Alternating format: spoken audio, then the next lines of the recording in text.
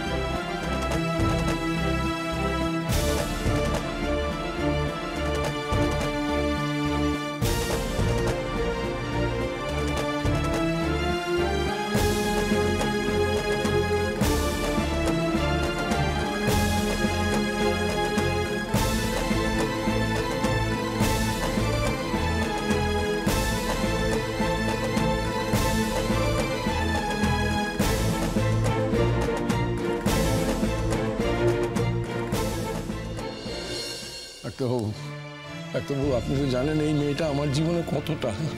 আপনি দয়া করে বাঁচিয়ে দিন ডাক্তারবাবু, দয়া করে। দেখুন, পেশেন্টের শরীর থেকে অনেক রক্ত বেরিয়ে গেছে, ওকে ইমিডিয়েট রক্ত দেওয়া দরকার। তবে কতটা রক্ত নিতে পারবে সেটা ঠিক দেখতে হবে আর কি। আপনারা সব পারেন, দিন না দিন না, আমার মেয়েটাকে বাঁচিয়ে দিন না। চন্দনবাবু প্লিজ, এভাবে ভেঙে পড়ে লাভ নেই। দেখুন, আপনার মেয়ের কন্ডিশনটা একটু বেটার থাকলে আমি বলতাম কলকাতায় নিয়ে যেতে, কিন্তু এখন তো সেটা সম্ভব নয়। এখানকার ইনফ্রাস্ট্রাকচারে প্রবলেম থাকলেও আমি বলবো যে আমরা হার্ট অ্যান্ড সোল ট্রাই করবো। আপনি ইমিডিয়েট 2 বোতল রক্তর ব্যবস্থা করুন, আমি দেখছি কি করা যায়, দেখছি।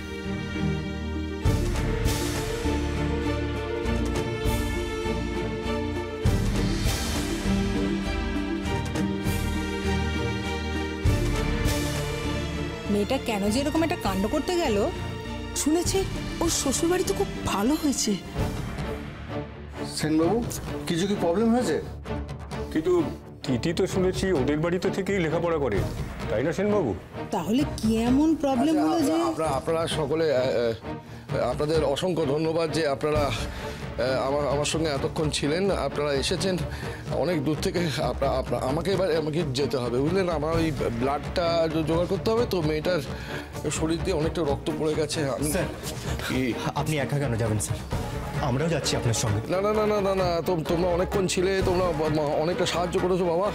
থাক, আপনাদেরও অশেষ ধন্যবাদ, আপনারা এখানে এসেছেন, ধন্যবাদ। আপনারা এবার চলে যান সবাই।